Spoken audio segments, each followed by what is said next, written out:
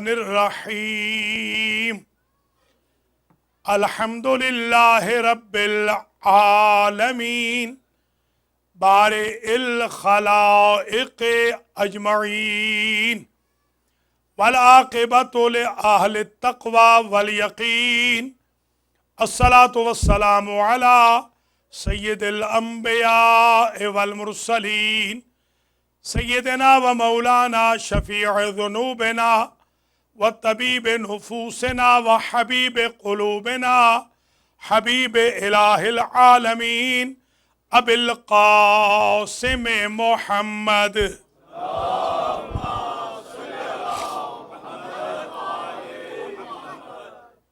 ثم الصلاة والسلام على اہل بیتہ الطیبین الطاہرین معصومین المنتجبین الذین اذهب اللہ عنہم الرجس وطہرہم تطہیرا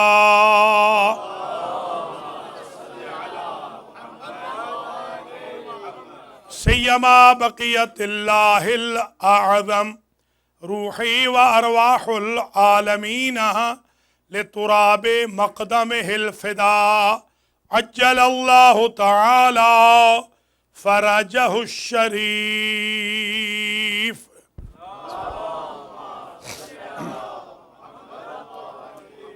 واللعنۃ الدائمۃ الباقیۃ علی اعدائہم اجمعین من یوم ظلمہم الی قیام یوم الدین اما بعد فقد قال اللہ سبحانہ وتعالی فی کلامہ المجید وفرقانہ الحمید وہو اصدق الصادقین بسم اللہ الرحمن الرحیم وکل شیء احصیناہ فی امام مبین صلوات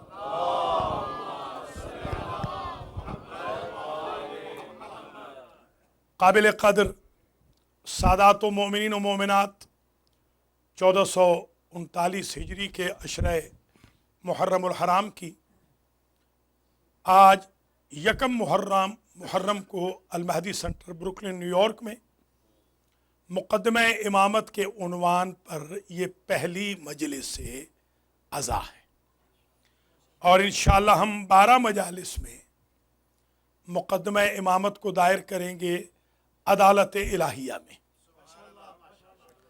بطور ایک وکیل کے گواہوں کی موجودگی میں سپورٹرز کی موجودگی میں اپوننٹس کے سامنے مخالفین سے نہ گھبراتے ہوئے اس مقدمہ امامت کو یوں پیش کریں گے کہ 12ویں مجلس میں ایسا ہی نتیجہ نکلے گا جیسا 12ویں کے آنے سے نکلے گا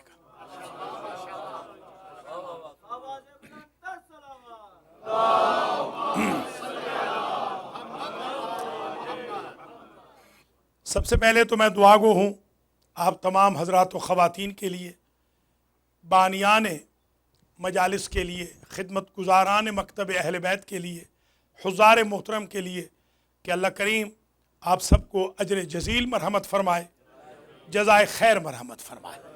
جس عقیدت و احترام سے، جس انتظام و انصرام سے آپ فرش عزا پر تشریف لا رہے ہیں، آپ کی اس تشریف آوری کو اللہ گناہوں کی مغفرت کا ذریعہ قرار دے، افزائش رزق کا سبب قرار دے، میرے اور آپ کے مرحومین کی مغفرت ہو، باقی ماندہ زندگی میں اللہ اپنی رحمتیں عنایتیں نازل فرمائے، گناہان صغیرہ و کبیرہ سید الشہداء اور ان کے خاندان، ان کے انصار اور اعوان کے صدقے میں معاف ہوں، ہماری نسلوں میں ولایت علی اور عزاداری حسین کے چراغ تا قیام قیامت جلتے رہیں، اور جو کوئی حاجت مومن مومنہ لے کر اس فرش عزا پہ بیٹھے ہیں، ہر حاجت ائمہ اطہار کے صدقے میں، شہدائے کربلا، اسیران کوفہ و شام کے صدقے میں پوری ہو۔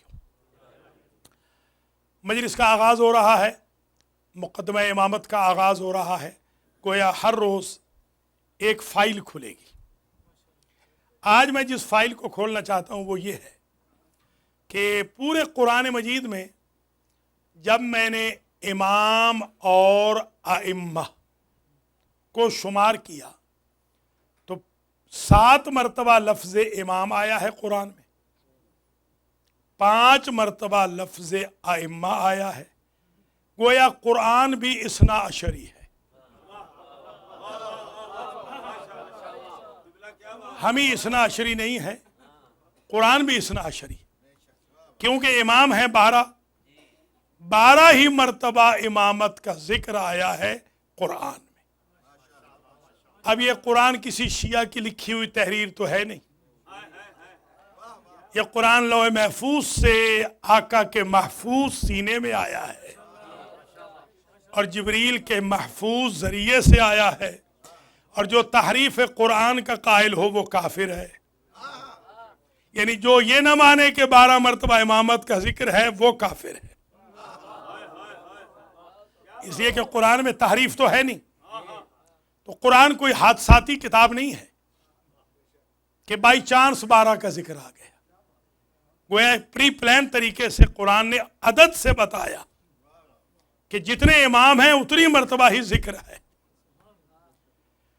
اب میں آیتیں پڑھتا ہوں، ایک آیت تو جسے عموماً سورہ بنی اسرائیل کی یہ آیت ہے، یوم ندعو کل اناس بامامہم، قیامت کے دن ہر انسان کو ہم پکاریں گے اس کے امام کے ساتھ۔ تو ایک بات طے ہو گئی، جانوروں کو امام کی ضرورت نہیں ہے، انسانوں کو امام کی ضرورت ہے۔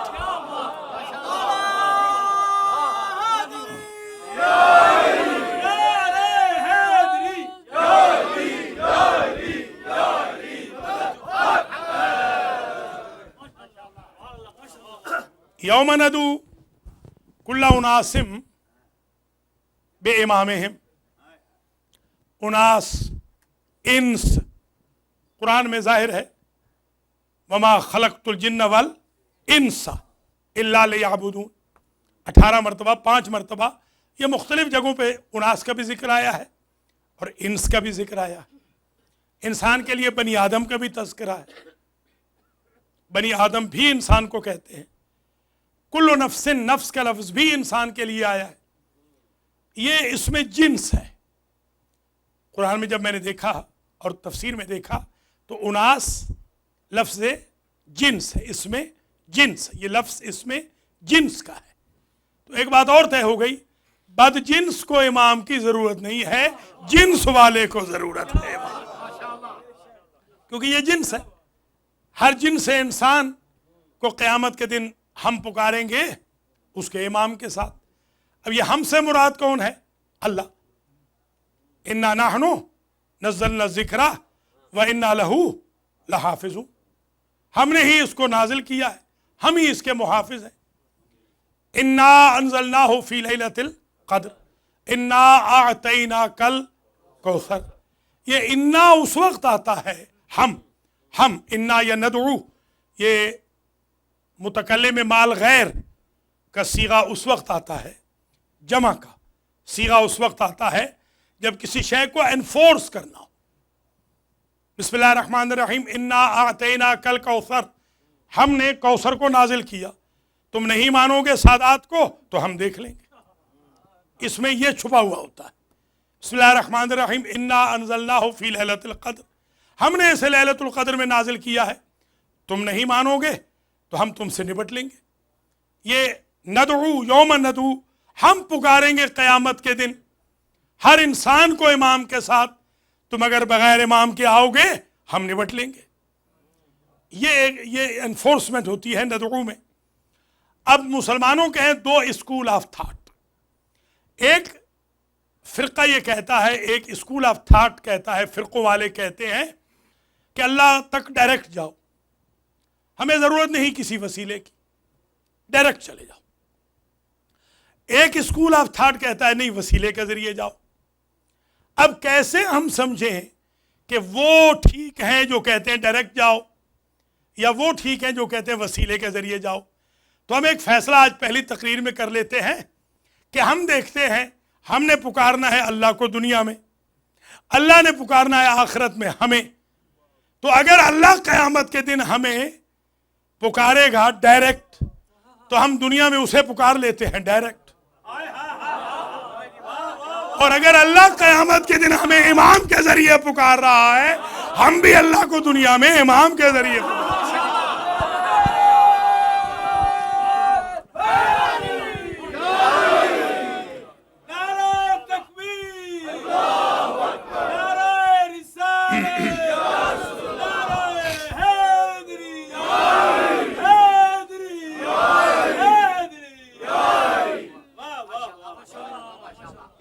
تو گویا یہ الہی پیٹرن ہو گیا۔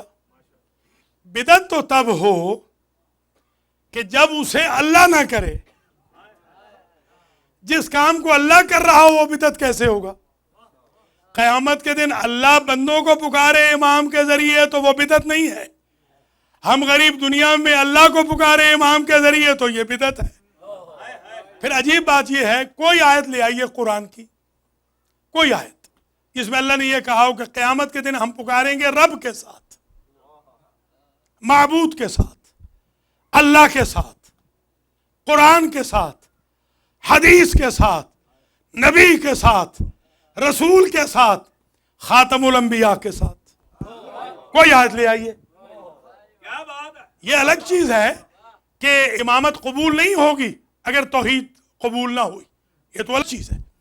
اگر رسالت قبول نہ ہوئی تو امامت قبول نہیں ہوگی، یہ بات الگ ہے۔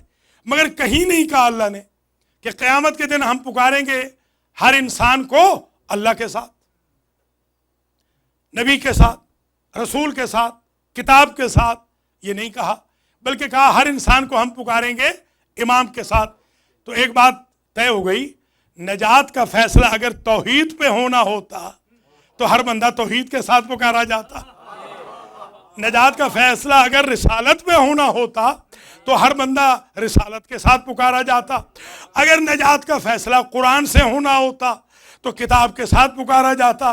نجات کا فیصلہ ہونا ہے امام کے ساتھ، اس لیے ہم پکاریں گے امام کے ساتھ۔ یوم ندعو کل اناس بامامہم، ہم قیامت کے دن بلائیں گے، پکاریں گے، بلائیں گے، کال کریں گے۔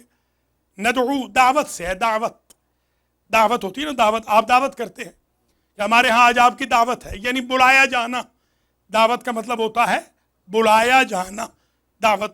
الداعی الی الخیر، خیر کی طرف بلانے والا۔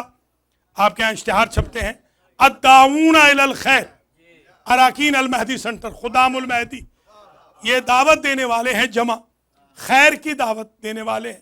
تو دعوت، ندعو کا جو مصدر ہے وہ دعوت ہے، کہ دعوت اللہ دے رہا ہے، پکار رہا ہے۔ اب سمجھ لیجئے گا کہ دعوتیں دو ہیں، ایک دعوت ہے ذوالعشیرہ کی، ایک دعوت ہے محشر کے میدان کی۔ عجیب بات ہے، اس دعوت کا اہتمام بھی امام نے کیا، اس کا اختتام بھی امام سے ہوگا۔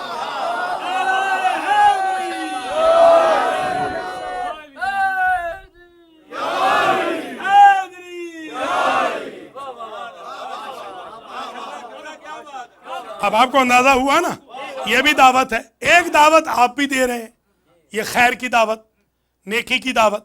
آپ نے دعوت دی اپنے گھر والوں کو نماز پڑھیے، آپ نے دعوت دی اپنے بھائی کو نماز پڑھیے، بیگم صاحبہ نے میاں سے کہا نماز پڑھیے، ماں نے بچوں سے کہا نماز پڑھیے، عالم نے عوام سے کہا نماز پڑھیے، عوام نے عالم سے کہا نماز پڑھائیے۔ یہ ساری دعوت خیر ہے، اس سے کسی کو برا نہیں منانا چاہیے۔ اگر مولانا سے کہا جائے نماز پڑھائیں، اور مولانا کا کام کیا ہے؟ مولانا کو خوش ہونا چاہیے کہ 7 بسم اللہ میں نماز پڑھاؤں گا۔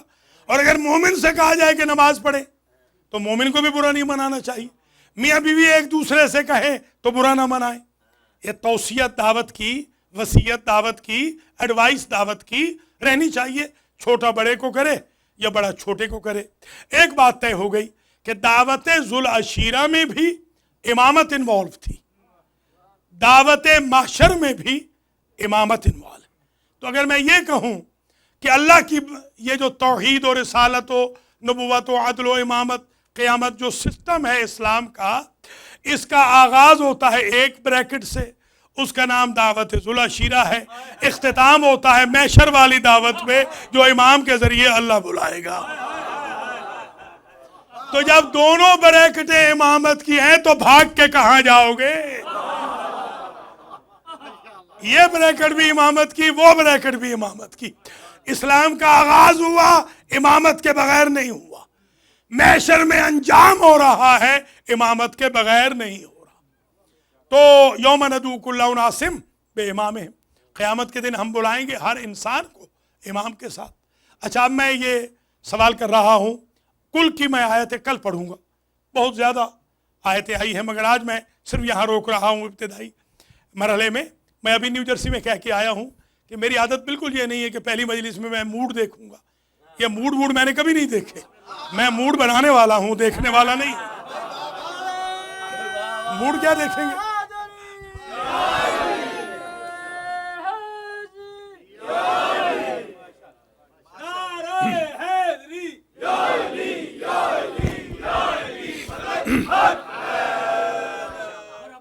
یوم ندعو کل اناس بامامہم، قیامت کے دن ہم بلائیں گے ہر ایک انسان کو اس کے امام کے ساتھ، اس ہر انسان کے امام کے ساتھ ہم بلائیں گے۔ اب یہاں سوال یہ ہے، شیعہ ہوں یا سنی ہوں، جتنے بھی مکاتب فکر ہیں 73 فرقوں کا اس بات پہ تو اتفاق ہے کہ قیامت کے دن ہم نے، یعنی اللہ نے بلانا ہے امام کے ساتھ۔ اب امام سے مراد کسی نے کہا کہ ہر انسان ماں کے ساتھ بلایا جائے گا۔ ایک مفتی اعظم صاحب تھے لاہور میں، انہوں نے فرمایا کہ حضور اس امام سے مراد ماں ہے۔ میں نے کہا ٹھیک ہے، پھر آدم و حوا کو کس کے ساتھ اٹھائیں گے؟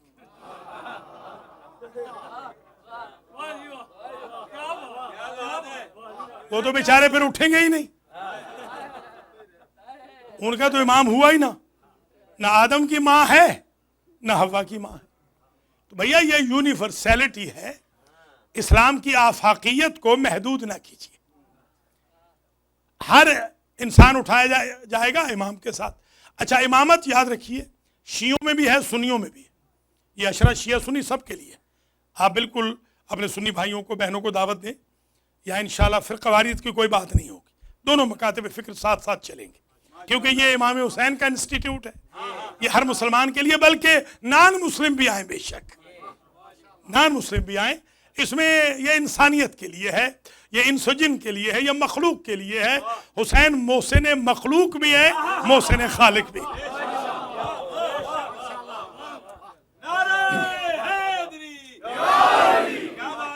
آپ بے شک کھلے دل سے بلائیں۔ یاد رکھیے اہل سنت میں بھی امامت ہے، اہل تشیع میں بھی امامت ہے، بلکہ اہل سنت میں تو زیادہ ہے، ان کے ہاں تو گلی گلی میں امام ہے۔ ہمارے تو امام بہت تھوڑے ہیں، ہمارے امام تو لمیٹڈ ہے، 13واں امام پیدا نہیں ہوا آج تک ہمارے ہاں، ہم تو قرآن کے 12 پہ ہی کھڑے ہیں۔ ہمارے بھائیوں کے امام بہت زیادہ ہیں سنیوں کے۔ تو ایک بات تو طے ہو گئی کہ مانتے وہ بھی ہیں امامت کو، امامت ان کے ہاں بھی ہے، ہمارے ہاں بھی ہے۔ فرق صرف اتنا ہے، شیعہ امامت کو مانتے ہیں اصول دین میں، سنی امامت کو مانتے ہیں فروع دین میں۔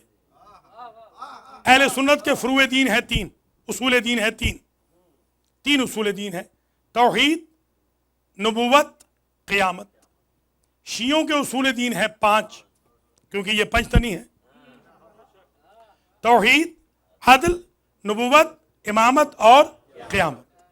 تو مانتے تو وہ بھی ہیں، مگر وہ امامت کو فروع دین میں مانتے ہیں، ہم امامت کو اصول دین میں مانتے ہیں۔ اب آج کی پہلی تقریر میں کیسے ثابت کروں کہ امامت اصول دین میں ہے یا فروع دین میں ہے؟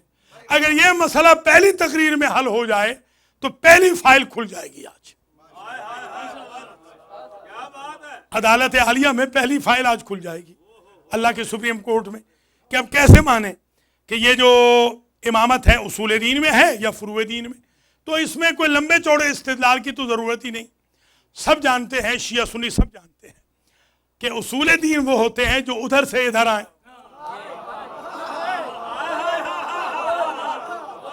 توحید کا عقیدہ ادھر سے ادھر آیا، رسالت ادھر سے ادھر آئی، قیامت کا عقیدہ ادھر سے ادھر آیا۔ فروع دین وہ ہوتے ہیں جو ادھر سے ادھر جائیں۔ نماز وہ نہیں پڑھتا، ہم پڑھ کے بھیجتے ہیں۔ روزہ وہ نہیں رکھتا، ہم رکھ کے بھیجتے ہیں۔ قرآن وہ نہیں پڑھتا، ہم پڑھ کے بھیجتے ہیں، حج وہ نہیں کرتا، ہم کر کے بھیجتے ہیں۔ تو اصول دین وہ ہوتے ہیں جو ادھر سے ادھر آئیں، فروع دین وہ ہوتے ہیں جو ادھر سے ادھر جائیں۔ تو اس میں اس سے بڑا استدلال کوئی نہیں ہو سکتا کہ دیکھ لو پہلا امام اگر اپنے بابا کے گھر میں پیدا ہو امامت فروع دین میں ہے، اللہ کے گھر میں پیدا ہو امامت اصول دین میں ہے۔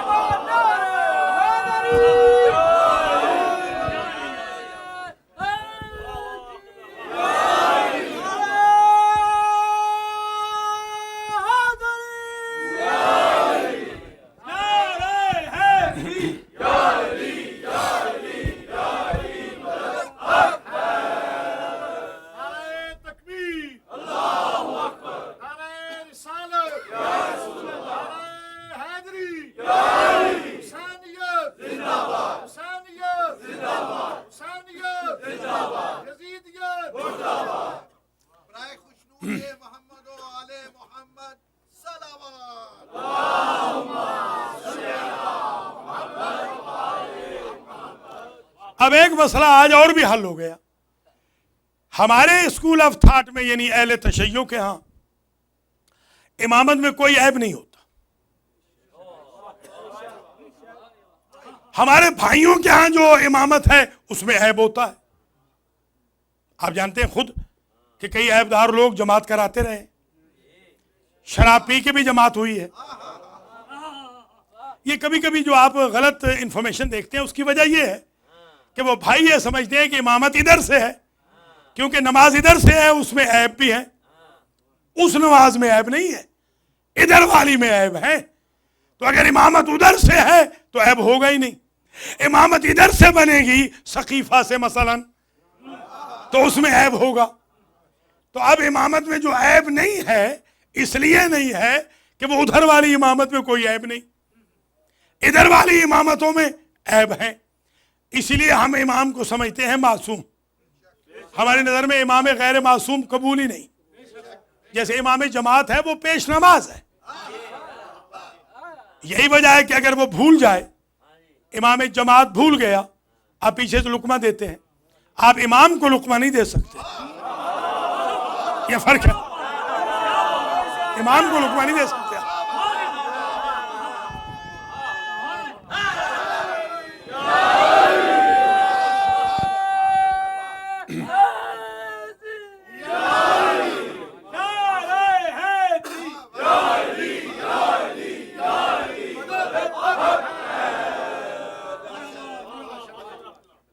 تو ایک بات طے ہو گئی کہ یوم ندعو کل اناس بامامہم تو طے ہے۔ یہ تو پاسبل نہیں ہے کہ کوئی انکار کرے کہ بھئی امام کے ساتھ اٹھایا نہیں جانا، یہ تو بات ہو گئی طے، امام کے ساتھ تو اٹھایا جانا ہے۔ اب میں ایک سوال کر رہا ہوں شیعہ سنی مسلمان بھائی بہنوں سے کہ جب یہ طے ہے کہ قیامت کے دن اٹھایا جائے گا ہر انسان امام کے ساتھ، تو آپ ایمان سے بتائیں ہمارے بھائیوں کا جو پہلا امام ہے وہ حضور کی وفات کے 80 سال کے بعد پیدا ہوا ہے، اور قرآن کہتا ہے کہ ہر انسان نے امام کے ساتھ اٹھایا جانا ہے۔ اسی دوران میں پہلے خلیفہ صاحب بھی چلے گئے، دوسرے بھی چلے گئے، تیسرے بھی چلے گئے۔ آپ ایمان سے بتائیں قیامت کے دن یہ 3 خلیفے کس امام کے ساتھ اٹھائے جائیں گے؟ اگر علی امام نہیں تو امام بتا دیجئے۔ علی تو نہیں ہے نا، تو امام بتا دیں آپ۔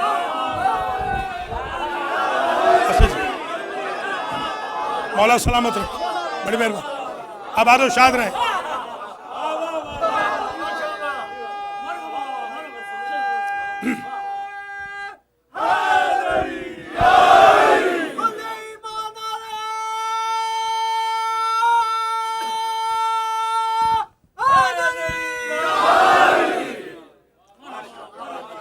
دیکھیے میں یہ جو اشرہ پڑھ رہا ہوں انشاءاللہ محمد و آل محمد کے حضور میں ان کو گواہ بنا کر، میں اہل بیت عصمت و طہارت کی گواہی میں یہ اشرہ پڑھ رہا ہوں، اور میں کیس دائر کر رہا ہوں بارگاہ اقدس الہی میں، مقدمہ امامت دائر کر رہا ہوں، مظلوم اماموں کا مقدمہ دائر کر رہا ہوں۔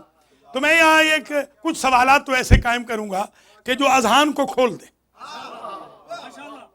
جو کم از کم ہٹ کریں ذہن کو، عقلی طور پہ بھی پتہ چلے کہ امامت کے ساتھ کیا ظلم ہوا، کیا ناانصافی ہوئی۔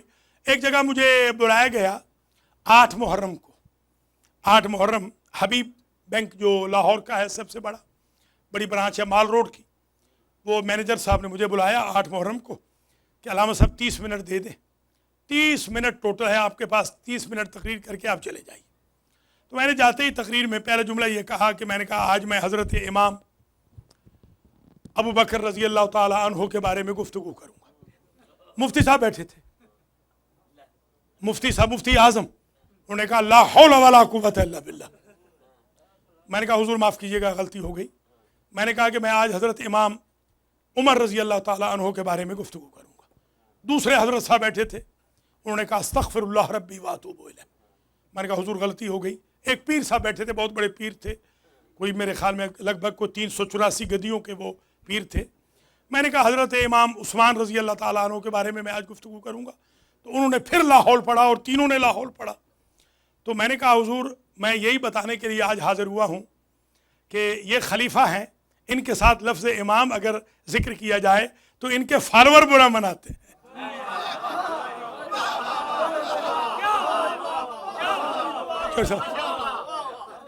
کوئی برا بلا تو نہیں کہا نا بھائی، میں ہوں مثال کے طور پر، میں پی ایچ ڈی ہوں، آپ نے کہا مولانا 10 پی ایچ ڈی ہے، تو میں تو اپنا سر نیچے کر لوں گا نا کہ کوئی بات نہیں، چلیے تعریف ہو رہی ہے ہونے دیجیے، تو اس میں بری بات کیا ہے؟ اگر کوئی تعریف کر رہا ہے تو اس میں بری بات کیا ہے؟ مگر وہ 3 بزرگوں کا، ایک مفتی صاحب، ایک پیر صاحب، ایک بہت بڑے علامہ صاحب، یہ 3 حضرات، ان میں سے 2 زندہ ہیں، ایک فوت ہو گئے، 2 آج بھی زندہ بیٹھے ہیں۔ ان کا حضرت امام کہنا ابو بکر، خلیفہ ابو بکر کے ساتھ یا حضرت عمر کے ساتھ امام کا لفظ کہنا میرا، اور حضرت عثمان کے ساتھ امام کا لفظ کہنا اور ان کا برا منانا، اس بات کی دلیل ہے کہ وہ یہ سمجھتے ہیں لفظ امام ان کے ساتھ جچتا نہیں ہے۔ میں بھی انہیں خلیفہ کہہ رہا ہوں، مسلمانوں کا خلیفہ میں بھی کہہ رہا ہوں۔ سقیفہ بنی ساعدہ کی جو شورا تھی اس کے بالکل یونینیمس خلیفہ تھے تینوں، میں بھی ان کو مسلمانوں کا خلیفہ مانتا ہوں، میں بھی مانتا ہوں۔ دیکھیے شیعہ حضرات پہ خواہ الزام ہے، ہم صحابہ کرام کا احترام کرتے ہیں، مگر میرے سنی بھائی بھی ان کو امام نہیں مانتے، اور میں نے وہیں کہہ دیا چلو میں آج علی کے بارے میں گفتگو کروں گا، تو تینوں نے کہا امام کہو۔ میں نے اس دن حبیب بینک میں ڈائلاگ جیت لیا یہ کہہ کر کہ میں قربان کر دوں دارین علی کے نام پر، دوسروں کے نام کے ساتھ امام کا لفظ جچتا نہیں ہے، میرے امام سے لفظ امام ہٹتا نہیں ہے۔ یا علی یا علی یا علی یا علی، ہاں جناب،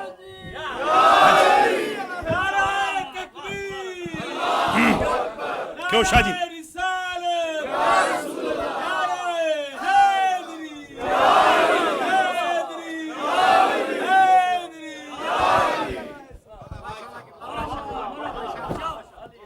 تو 7 آیتیں پڑھیں گے انشاءاللہ، اور 5 آیتیں پڑھیں گے، 12 آیتیں پڑھیں گے، اور ڈیلی بیسس پہ آیتوں کے انبار لگائیں گے انشاءاللہ۔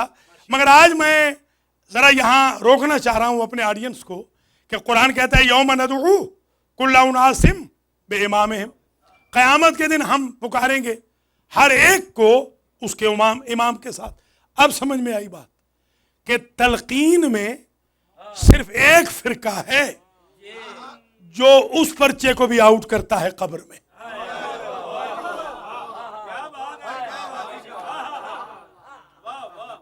اذا اتاک الملکان المقربان وسألک، ابھی آئیں گے 2 فرشتے اور وہ تجھ سے پوچھیں گے رب کون ہے، نبی کون ہے، دین کیا ہے، قبلہ کیا ہے، امام کون ہے۔ تو تلقین صرف ہمارے ہاں ہے، کسی اور کے ہاں تلقین نہیں ہے۔ کوئی اور مردے کو لحد میں سلا کر تلقین نہیں پڑتا، کیونکہ حضور نے کہا تھا اطلبوا العلم من المہد الی اللحد، علم حاصل کرو گہوارے سے لے کے لحد تک۔ میں سوچتا تھا نہ گہوارے میں ہمیں ہوش تھی نہ لحد میں ہمیں ہوش ہے۔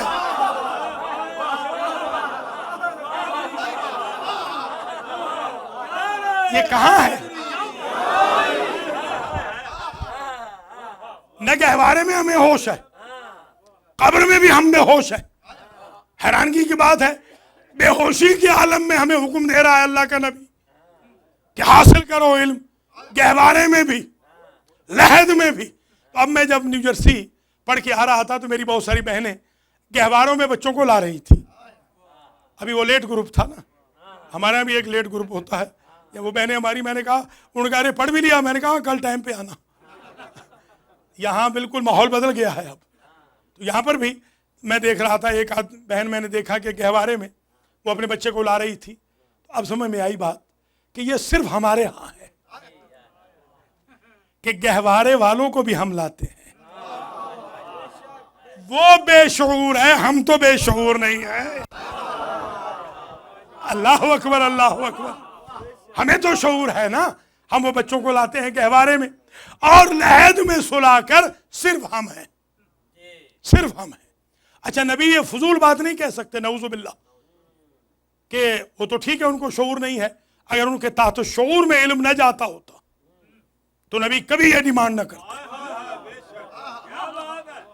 یہ آپ نے عزاداری حسین کس یونیورسٹی سے سیکھی ہے؟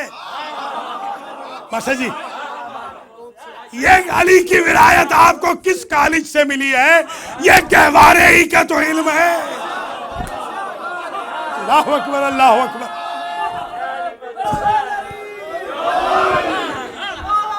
مولا سلامت، بڑی مہربانی، آباد و شاد رہیں۔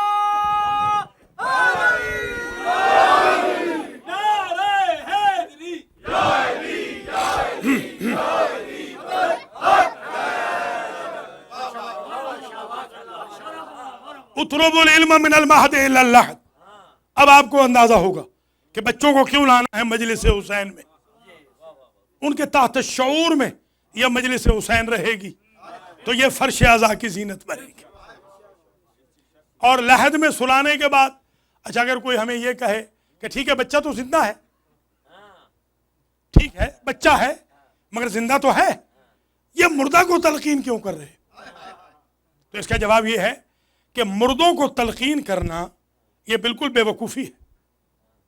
مردہ کو کوئی تلقین کرتا ہے؟ یہ تو نان سینس بات ہے کہ مردوں کو آپ تلقین کر رہے ہیں۔ بھیا ہمارا مرا نہیں ہے، ہمارا مرا نہیں ہے، اس لیے شاباش، جیتے رہو جیتے رہو بیٹا، بڑی مہربانی، بڑی مہربانی۔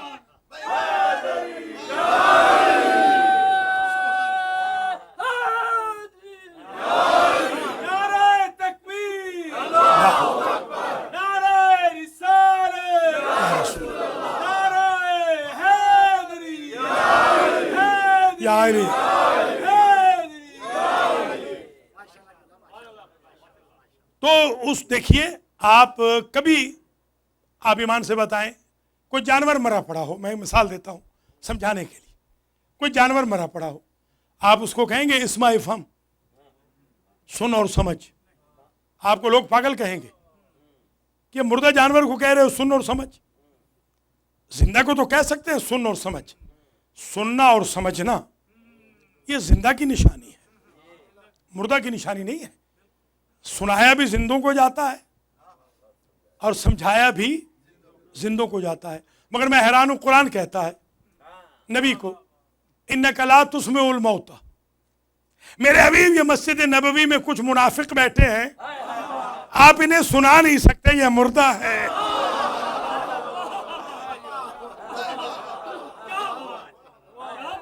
حیران ہوں کہ نبی کی مسجد میں بیٹھا ہوا زندہ قرآن کی نظر میں مردہ ہے، اور 1439 ہجری میں مرنے والا علی کا غلام لحد میں بھی زندہ ہے۔ بھیا ایک جملے کی قدر کرنا کہ جب پہلی صدی ہجری کا مسجد نبوی میں بیٹھنے والا 1439 ہجری کے علی کے غلام کا مقابلہ نہیں کر سکتا تو علی کا کیا خاک مقابلہ کرے؟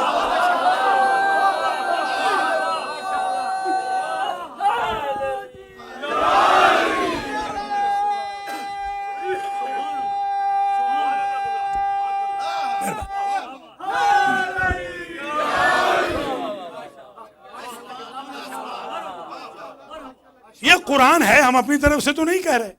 وَلَا تَقُولُوا لِمَنْ يُقْتَلُ فِي سَبِيلِ اللَّهِ اموات، جو اللہ کے راہ میں، اللہ کی راہ میں شہید ہو جائیں انہیں مردہ نہ کہو، بل احیاء، بلکہ وہ زندہ ہے. وَلَا تَحْسَبَنَّ الَّذِينَ قُتِلُوا فِي سَبِيلِ اللَّهِ امواتا بل احیاء، جو راہ خدا میں شہید ہو جائیں گمان بھی نہ کرنا، ذہن میں بھی نہ لانا کہ وہ مردہ ہیں. یہ بات عام شہید کی ہو رہی ہے، عام شہید کی. کسی عام شہید کو مردہ کہنے کا، سمجھنے کا خیال بھی نہ کرنا. کیوں؟ کیا ہو جائے گا؟ وَلَٰكِن لَا تَشْعُرُونَ، تم جانور ہو جاؤ گے. جو عام شہید کو مردہ سمجھے وہ جانور ہے، جو شہید اعظم کو نہ سمجھے وہ کہاں کا انسان. عام شہید کو جو مردہ سمجھے وہ غیر شعوری حالت میں جانور ہو جاتا. عند ربہم یرزقون، رب کے پاس تو ان شہیدوں کو رزق ملتا ہے. وہ رزق کیا ہے؟ ایمان سے بتائیے، کیا کھانا ہے؟ وہ کھانا تو وہ کھاتے نہیں. آپ اروا دیتے ہیں نا، نیاز پکاتے ہیں. اللہ آپ کو توفیق دے اپنے مرحومین کو یاد کرنے کی. اذکروا موتاکم بالخیر، اپنے اپنے مرحومین کو خیر سے یاد کریں. آپ کھانا کھانے بیٹھے تو مرحومین کے لیے ایک فاتحہ پڑھ لیں. اس میں آپ کا مرحوم بھی بخشا جائے گا، آپ بھی بخشے جائیں گے، ہے نا. تو اب ایمان سے بتائیے کہ یہ جو مرحومین ہیں، یہ جو راہ خدا میں ہونے والے شہید ہیں، ان کو قرآن زندہ کہہ رہا ہے. بھیا اگر ہمارے ہاں تلقین نہ ہوتی تو قرآن کا پریکٹیکل ہوتا، تھیوری نہ ہوتی. قرآن میں یہ لکھا تو ہوتا کہ شہید زندہ ہوتا ہے، مگر منواتے کیسے؟ سالوٹ کرو ہمارے فرقے کو جنہوں نے منوایا ہے کہ آج اگر یہ زندہ ہے تو کربلا والے مردہ کیسے ہوں گے.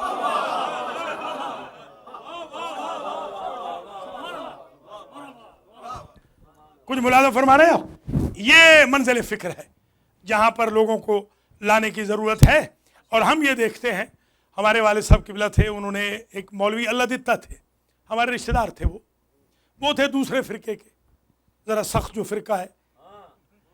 اور ہمارے والد صاحب ظاہر ہے ہماری طرف سے تھے. ان کا مناظرہ ہوتا رہا بہت دیر تک. مجھے میری والدہ نے کہا کہ اپنے والد کے لیے کچھ کھانا وانا لے جاؤ، بیچارے کئی گھنٹے سے وہاں کھپ رہے ہیں. خیر میں کھانا وانا لے کے پہنچا تو وہ مولوی اللہ دتہ نے اتفاق سے مجھ سے کھانا لے لیا. کھانا بھی وہ کھا گیا. وہ ریسیشن تھا، بریک تھی. جی ہاں، اندر پہنچے تو والد صاحب سے بہت زیادہ کھچائی بھی ہو گئی کہ لائے ہمارے لیے تھے، دے، اس کو دے دیا. میں نے کہا ہم تو ان کو بھی چچا سمجھتے ہیں، ہم تو رسول کے چچاؤں کی قدر کرتے ہیں، تو یہ تو ہمارے چچا ہیں. تو خیر بات مجھے آج بھی یاد ہے، بچہ تھا میں مگر مجھے آج بھی بات یاد ہے. بہت بڑا جم غفیر تھا مولوی اللہ دتہ اور مولوی عطا اللہ، میرے والد کا نام تھا مولوی عطا اللہ. ان کا مناظرہ ہوتا رہا اور جس پر میرے والد مناظرہ جیتے وہ یہ بات تھی. مولوی اللہ دتہ بار بار کہہ رہا تھا کہ میرے ماں باپ کو، میرے آبا و اجداد کو نہ فاتحہ پہنچتا ہے نہ درود پہنچتا ہے، تو فائدہ کیا پڑھنے کا. میرے ابا جی یہ کہتے رہے کہ نہیں پہنچتا ہے. تو آخر میں میرے والد صاحب نے کہا ٹھیک ہے، تمہارے ابا جی کو کچھ نہیں پہنچتا نا تو میں لعنت کرتا ہوں.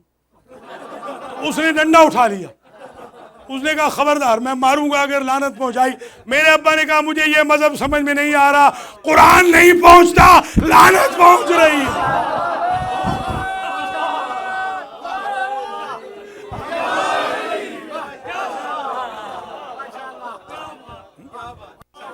اللہ کریم آپ کو سلامت رکھے. ماشاءاللہ پہلی تقریر میں آپ نے جو جس جوش کا اظہار کیا ہے، جس ولولے کا، جس انڈرسٹینڈنگ سے آپ نے یہ تقریر سنی ہے، اللہ آپ کو سلامت رکھے. ماسٹر جی خدا آپ کو عزت دے. جو نہیں آئے، جو بیمار ہیں، اللہ ان کو شفا بھی دے، اور جو نیتوں کے بیمار ہیں اللہ تعالیٰ ان کی نیتیں ٹھیک کرے. ہاں جی ہاں، آپ آتے بھی رہیں انشاءاللہ اور لوگوں کو بھی بلائیں اللہ کے فضل و کرم سے. اور انشاءاللہ پابندی ہوگی وقت کی، جیسے آپ نے دیکھا ہے پابندی کی ہے.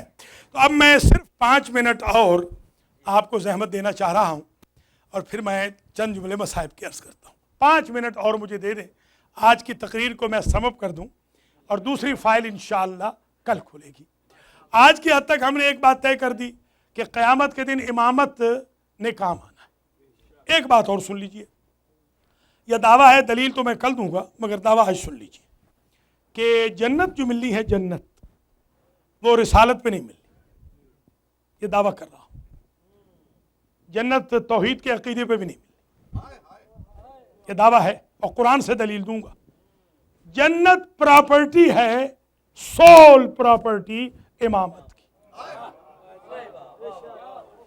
اس کی دلیل وَجْعَلْنَا لِلْمُتَّقِينَ اماما، قرآن نے متقیوں کے امام کا ذکر کیا ہے، اگرچہ کل آئے گا کچھ کفر کے بھی امام ہیں، کچھ لعنت والے بھی امام ہیں، کچھ ایسے بھی امام ہیں جن پہ لعنت ضروری ہے، وہ کل بتائیں گے، آیتیں پڑھیں گے، مگر آج کی حد تک وَجْعَلْنَا لِلْمُتَّقِينَ اماما۔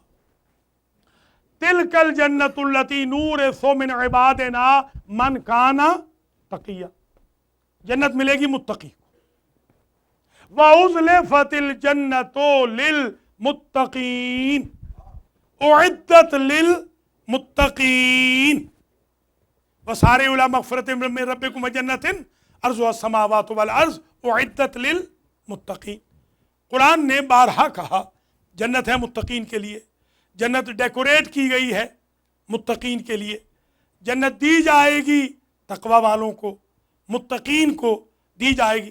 حتیٰ کہ جو شیخ الانبیاء ہیں حضرت ابراہیم علیہ السلام، انہوں نے بھی یہ کہا وَجْعَلْنِي مِن وَرَثَةِ جنت النعیم، مجھ ابراہیم کو جنت کا مالک نہ بنا، وارث بنا۔ تو جس جنت کا مالک ابراہیم نہ بن سکے وہ بہت ہی عظیم ہوگی۔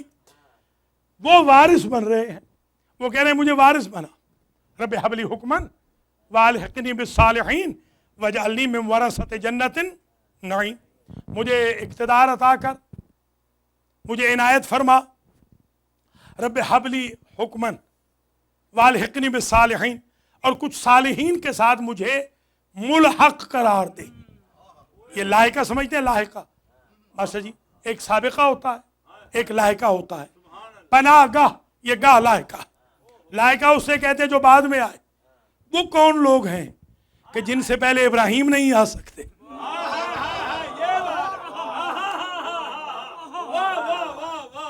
وہ کون سے ہیں، وہ کون سا سابقہ ہے کہ جن کا لاحقہ ابراہیم ہے؟ ابراہیم کہتے ہیں مجھے ملحق کر ان کے ساتھ، ان سے پہلے میں نہیں ہوں، مجھے ان کے بعد رکھ، بعد بھی رکھ تو تیری مہربانی۔ وَالْحِقْنِي بِالصَّالِحِينَ، اور مجھے جنت کے وارثوں میں سے بنا۔ ماشاءاللہ آپ کے ہاں زمیندار بھی بیٹھے ہیں، وراثت اس وقت تک ثابت نہیں ہوتی جب تک ملکیت ثابت نہ ہو۔ آپ نے کہا وراثت میں میرے باپ مجھے یہ مربع دے کے گئے تھے، تحصیلدار کہے گا ملکیت کا پہلے، اونرشپ کے پہلے پیپر لے آئیے، کیا آپ کے ابا حضور مالک تھے؟ تبھی تو آپ کو وراثت دی ہوگی۔ تو ملکیت کے بغیر وراثت ہوتی نہیں۔ تو اگر ابراہیم بھی مالک نہیں بن سکتے تو پھر مالک کون ہے؟ وارث بن رہے ہیں۔ تو میں جو سمجھاؤں قرآن سے، وارثین، توجہ رہے، یہ جو متقین ہیں یہ ہیں وارث جنت، خواہ نبی ہوں یا امام ہوں، اور امام المتقین ہے مالک جنت۔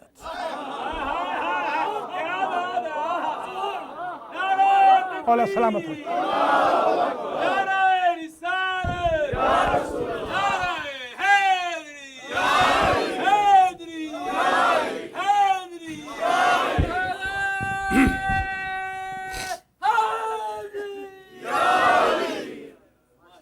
متقین ہے وارث، امام المتقین ہے مالک۔ اچھا دلیل کیا ہے اس کی؟ دیکھیے دلیل یہ ہے کہ جو مالک ہوتا ہے نا، مالک، اسے حق کے تقسیم ہوتا ہے، جسے چاہے دے دے۔ اس لیے نبی نے کسی نبی کو بھی تقسیم کا حق نہیں دیا، تقسیم کا حق دیا تو ابو طالب کے بیٹے کو دیا۔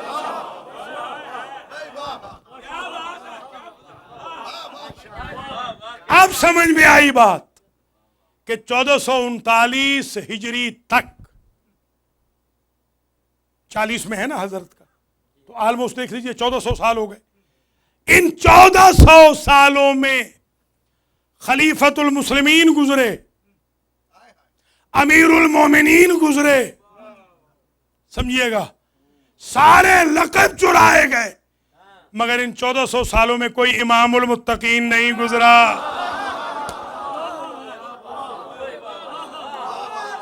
اللہ اکبر، اللہ اکبر، کوئی گزرا ہے۔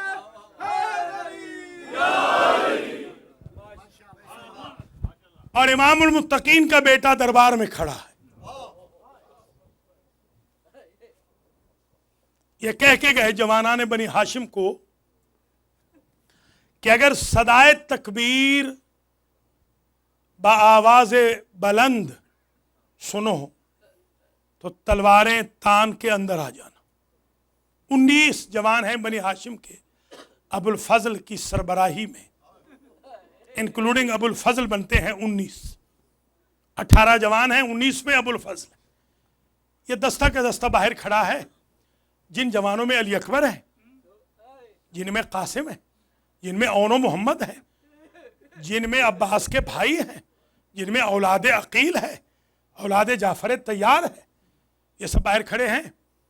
اور ایک مرتبہ ولید ابن عتبہ کے دربار میں اس وقت حسین ابن علی کی تکبیر کی آواز بلند ہو گئی جب مروان نے کہا فضرب عنقہ، اس کی گردن ابھی کاٹ دے، جس پر میرے مولا نے کہا انت الذی تقتلنی یا ابن الزرقہ، تیری مجال اور شرمندہ ماں کے بیٹے کہ تو حسین ابن علی کے قتل میں ہاتھ ڈالے۔ حسین ابن علی نے ایک موقف بتا دیا، حسین کے قتل میں ہاتھ وہی ڈال سکتا ہے جو شرمندہ ماں کا بیٹا ہوتا۔ سرخرو ماؤں کے بیٹے امام وقت کے قتل میں ہاتھ نہیں ڈال سکتے۔ اسی دوران میں کہا اللہ اکبر، ابو الفضل تلوار نیام سے نکال کر 18 جوانان بنی ہاشم کے ساتھ اندر آ گئے۔ جیسے ہی اندر آئے تو ایک جملہ ہے تاریخ کا، ترجمہ میں اپنے الفاظ میں کرتا ہوں۔ حسین ابن علی نے ہاتھ رکھا ابو الفضل کے سینے پہ اور کہا یا ابو الفضل قف، عباس ابھی نہیں، کہا تو تھا ابھی نہیں، بن گیا کبھی نہیں۔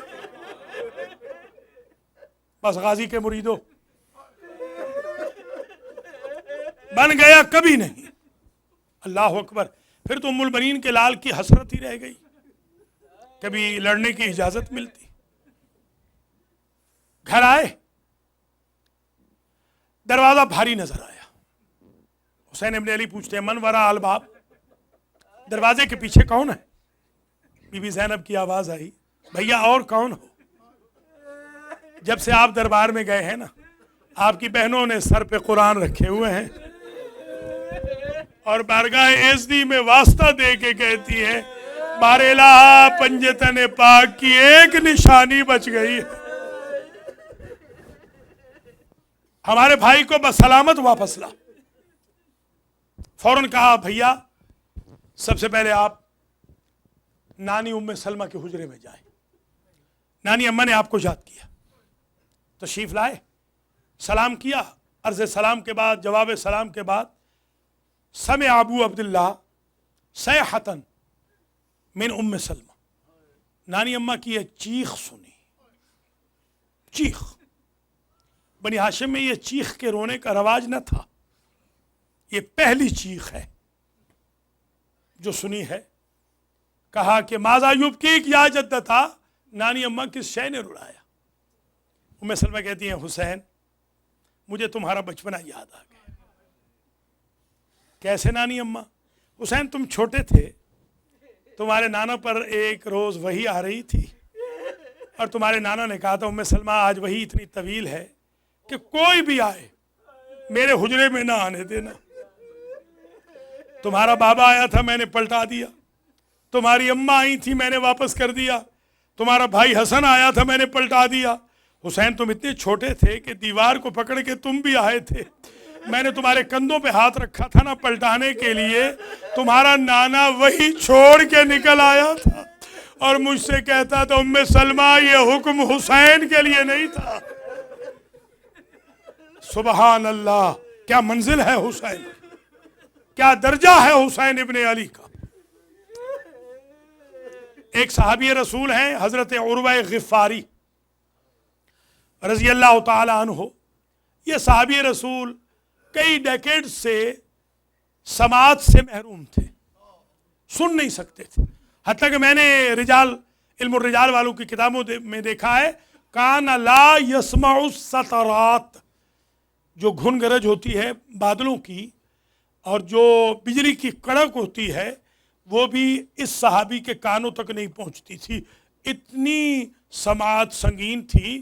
ان کی اہلیہ کہتی ہے 27 اور 28 رجب کی درمیانی شب میں نصف شب کے قریب اٹھ کے بیٹھ گئے اور مجھ سے کہتے ہیں اے میری اہلیہ، میں جو بادلوں کی گرج نہیں سن سکتا، بجلی کی کڑک نہیں سن سکتا، میرے کانوں میں کچھ بیویوں کے رونے کی آواز آ رہی ہے۔ زوجہ نے کہا عروہ ذرا آہستہ بول، حسین وطن چھوڑ رہے ہیں، علی کی بہو بیٹیاں آج گریہ کر رہی ہے۔ جزاکم اللہ اجرکم علی الزہرا۔ یہ یکم محرم کی مجلس ہے، یہ مجلس عموماً ہم تیاری کی مجلس پڑھتے ہیں۔ یاد رکھیے گا تیاری میں جو اہم پوائنٹ پڑھے جاتے ہیں، ایک پوائنٹ تو یہ ہے کہ امام حسین علیہ السلام جو چلے ہیں وہ عصر کے وقت چلے، عشاء کے بعد نہیں، نصف شب کے بعد نہیں، عصر کے بعد قافلے لوٹتے تھے۔ حسین ابن علی عصر کے بعد چلے اور چلنے سے پہلے روضہ رسول پہ گئے۔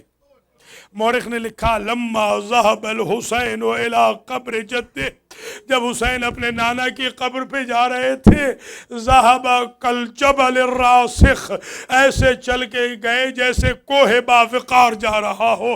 ولما ذهب الحسین الى قبر امہ، مگر جب غریب اپنی ماں کی قبر پہ گئے، ذهب كالطفل الصغیر، چھوٹے بچے کی طرح کبھی گر جاتے کبھی سنبھل جاتے، اپنا رخسارہ اماں کی قبر پہ رکھا اور کہا اماں حسین آیا ہے۔ مولا سلامت رکھے، سوائے غم آل محمد کے کسی غم میں نہ رہو۔ ماشاءاللہ اجرکم علی اللہ، اجرکم علی الزہرا۔ سلام کیا، قبر سے جواب آیا علیک السلام یا غریب الام، ماں کے پردیسی بیٹے میرا بھی سلام۔ علیک السلام یا شہید الام، ماں کے شہید بیٹے میرا بھی سلام۔ علیک السلام یا قتیل الام، ماں کے مقتول بیٹے میرا بھی سلام۔ بھائی حسن کی قبر پہ گئے، بھائی حسن کی قبر پہ گئے، ایک جملہ ہے سوچ رہا ہوں پڑھوں یا نہ پڑھوں، آج تک زندگی میں پڑھا نہیں ہے۔ حسین نے ایک عجب بیان کیا، کہا بھیا حسن آپ کے 72 ٹکڑے دیکھے تھے، میرے 72 شہید کربلا میں دیکھو۔ جزاک اللہ۔ بس حسین ابن علی چلے، جب حسین چلے تو میں نے یہ روایتوں میں دیکھا ہے کہ حسین بار بار اپنے نانا کی نگری دیکھ رہے تھے، بار بار حسین اپنے نانا کے شہر کے مکان دیکھتے تھے۔ ابو الفضل قریب آئے، جب قریب کان لگائے تو حسین کے یہ جملے تھے، نانا کا شہر کوئی آئے نہ آئے، یہ غریب واپس نہیں آئے گا۔ ماشاءاللہ ماشاءاللہ۔ بس تقریر تمام ہو گئی، بہت رو چکے آپ، اللہ آپ کو سوائے غم آل محمد کے کسی غم میں نہ رولائے۔ ہماری مائیں بہنیں بیٹیاں جو بیٹھی ہیں، اللہ ان کی مرادیں پوری کرے، میرے بزرگوں بھائیوں بچوں کی مرادیں پوری ہوں، آپ کے گھر سلامت رہے۔ اجڑ گیا تو بطول کا گھر اجڑ گیا، آپ آباد و شاد رہیں۔ خاتون قیامت کا گھر ایسا اجڑا ہے جو آباد ہونے کے قابل نہیں۔ آخری جملہ، جب قافلہ تیار ہوا تو راوی کہتا ہے، گھر کا راوی ہے، جب بھی کوئی بی بی آتی وہ بی بی کسی نہ کسی رشتہ دار کے سہارے سے محمل میں بیٹھ جاتی۔ جب حسین ابن علی چلے تھے نا، میں نے روایتوں میں دیکھا ہے 53 محمل تھے، 53 محمل جن میں بیویاں سوار تھیں، اور جب واپس آئے تھے نا عابد بیمار تو کل 3 رہ گئے تھے۔ 50 محمل غائب ہو گئے، بچے مر گئے، بیویاں مر گئیں۔ آج 53 محمل تھے، محملوں میں بیویاں سوار ہو گئیں۔ راوی کہتا ہے کہ ایک منظر عجیب دیکھا، کنیزوں کے جھرمٹ میں ایک بیوی ایسی آئی کہ حسین سے کرسی چھوٹ گئی، غازی سے پہرا چھوٹ گیا، عباس و قاسم سے ابو الفضل کی معاملت چھوٹ گئی۔ غازی نے زانو ادب طے کیا، پشت پر حسین نے ہاتھ رکھا، دائیں کندھے کو علی اکبر نے سنبھالا، بائیں کو قاسم نے سنبھالا، بسم اللہ کہہ کے سوار کیا۔ پوچھنے والوں نے پوچھا یہ کون بی بی تھی؟ کہا علی کی بڑی بیٹی تھی۔ یہی وجہ ہے کہ 11 محرم کو جب اونٹ میں سوار ہونے کا وقت آیا تو ابو الفضل کی طرف رخ کر کے کہا غازی تو نے مدینہ سے سوار کیا تھا، وہاں بھائی کے قاتل نہ تھے، اٹھ بہن غریب ہو گئی، ماتم حسین۔